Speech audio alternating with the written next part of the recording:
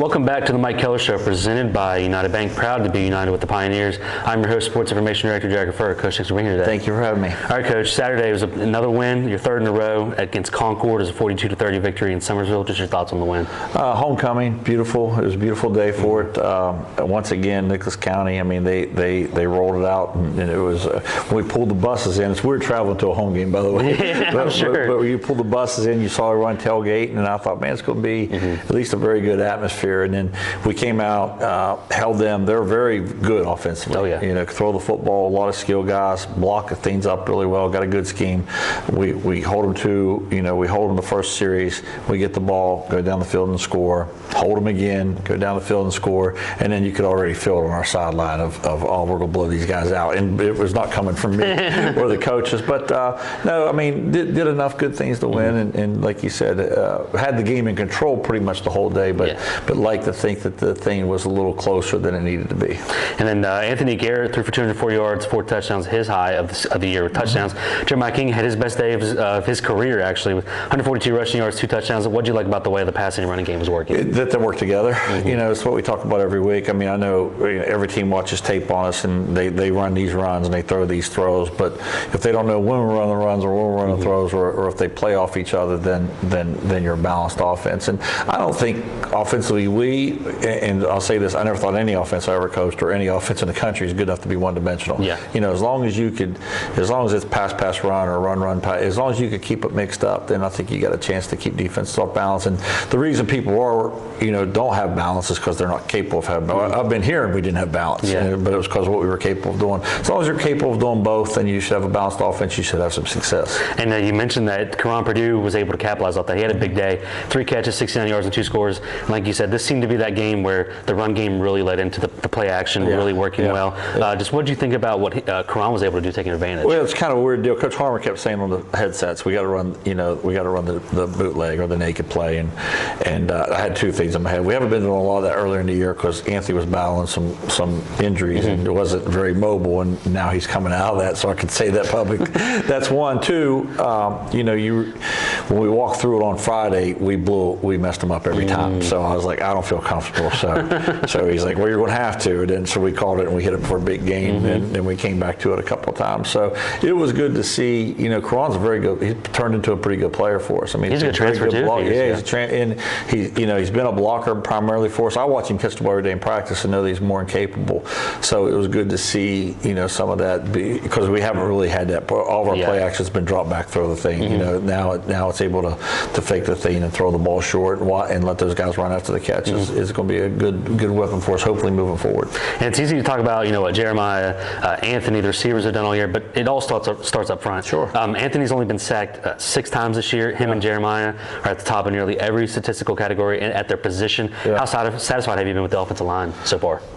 You never know how good that group's going to be. You always, because at this level, if you're really good at offensive linemen nowadays, they're moving so fast. Yeah. So I knew they would be well coached. I knew they were good kids. I knew they were hardworking kids, and I knew we had some talent there. How quickly, when I say you never know how good that group's going to be, how quickly they can gel and play together. Because truthfully, an offensive line group is more important than have a good offensive lineman. Yeah. They really got to play 5 together. If this guy's great and this guy's great and the guy in between them stinks, then you're not going to be very good. But when they're all good and they can play together, they communicate and get on the same page. That's a testament to the coaching and to who the kids are. And then defensively, you knew how explosive their offense could be and what they'd done come in. Tyler Mazzell, the quarterback, he still got his, but he had to throw the ball 44 times. Ran another 7. What do you think of the defensive It seems like every time you and I sit in here, we talk about Frostburg running every play or Concord throwing every play. I think what Coach Mayer and the defensive staff, the thing they do really well is they turn you into being one-dimensional. Now, when you look at the stats and go, well, he threw for a ton of yards, I always think, but he had a lot of attempts to throw, and that gave us turnover opportunities, that gave us pass rush opportunities, that made the game one-dimensional. Our defense could just play what they were doing. The week before against Frostburg, it was the same way. Like the kid rushed for, I don't know how many yards it was at the time, but it was like on 39 carries, and you're like, well, if you got to run it that much to get that many yards, then it allows us to play a certain way. So I thought, I think our defensive staff is happy with the amount of points they gave up and some of the yards they got, and they broke a couple big plays and did some things. But the way I look at it is they're good. They're going to make some big plays. The disappointing thing to me that I had is there was 2 or 3 times we had them off the field and some of these 50-50 roughing the passer calls didn't go our way, and those led to points. And in my mind, if we could clean that up, then we'll be better off. And on that defense, Ray Jefferson was a big pickup in the portal from Charleston Southern. Really filled a spot that you needed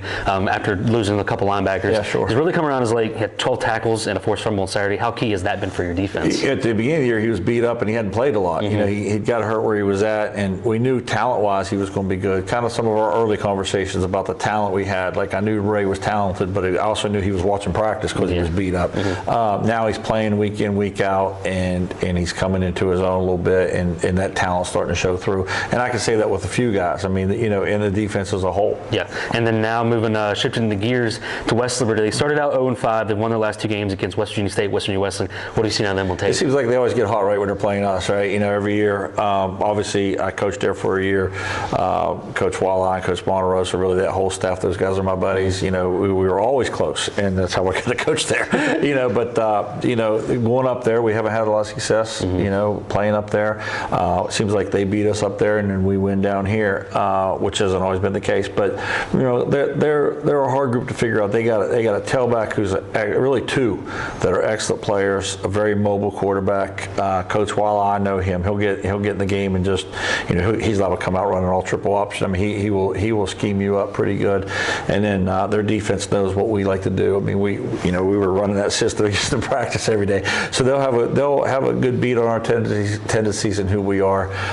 To me, that is what it is. They're going to know what we do. We know what they do. We all know each other really well. It's about, you know, whose kids can settle in and play the best. And you mentioned that quarterback. They made a change 2 weeks ago before they played West Virginia State, and Tavius Jackson. 3 total games. He's got 365 yards, 4 touchdowns. All came against West Virginia State, including that big Hail Mary that won them the game. Sure. Just what has he been able to do for their offense? He keeps plays alive, more of a dual threat. I think that's why they went with him. You know, he gave them some, you know, when they're running the ball this way, they got a chance of him coming out the back end in the run game. But I think more than that, in the pass game, you know, if the play is open, he's able to make the throw. But if it's not open, he can scramble around, and someone can uncover, and you know, he gives them a chance. We always talk about our plays being on schedule, like it's like a basketball. I'll tell you, in basketball, you know, you set a pick and we're trying to throw the ball, that guy to take the shot. But when it's not there, the shot clock's at 5 seconds. Someone got to take the ball and drive to the basket. You know, so like a lot of their plays are that way. Like, okay, the initial play's there, we take it. It's not there, then he's able to run and make plays. And then at running back, you mentioned 2 of them, but one of them, Hunter Patterson,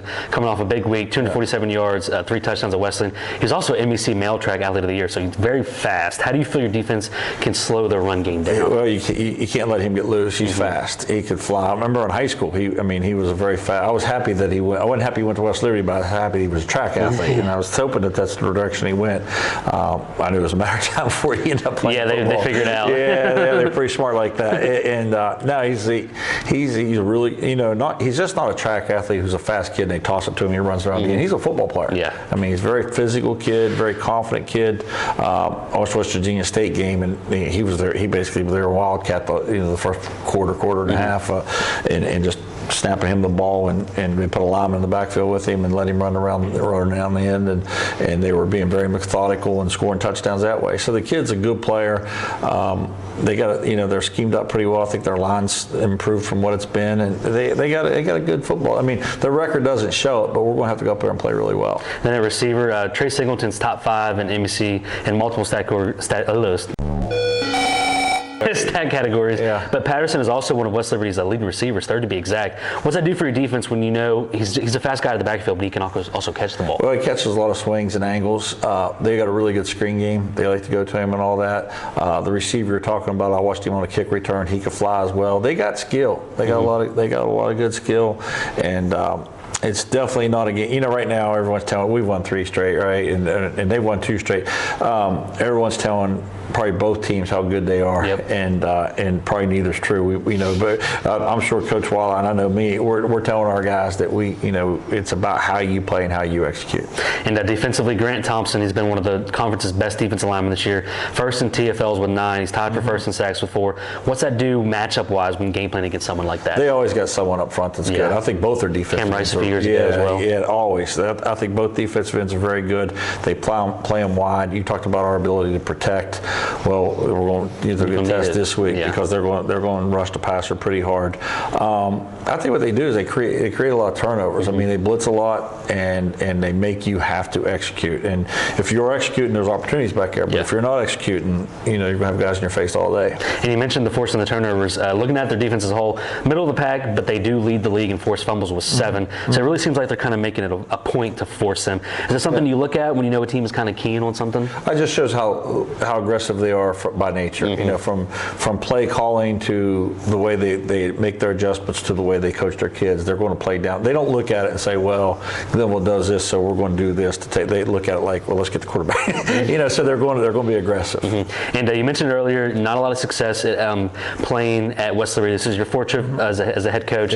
First 3 have not been so pleasant, but you also almost pulled off one of the craziest comebacks in MC history 2 years ago. Just give me your keys to victory to change the tide this time. If we could play that game 2 years ago, if we could play the whole game like we played that second half, then we'll win. If we play like we played the first half, we're not going to get it. No, it's always the same thing. I mean, they are going to force us to have to take care of the football. They're going to put the pressure on us early. We're going to have to make plays, and we're going to have to maintain balance. If they know you're running, they will outnumber you. If they know you're throwing, they'll outnumber you. So the whole key of the game is going to be, trying to keep them off balance with our balance.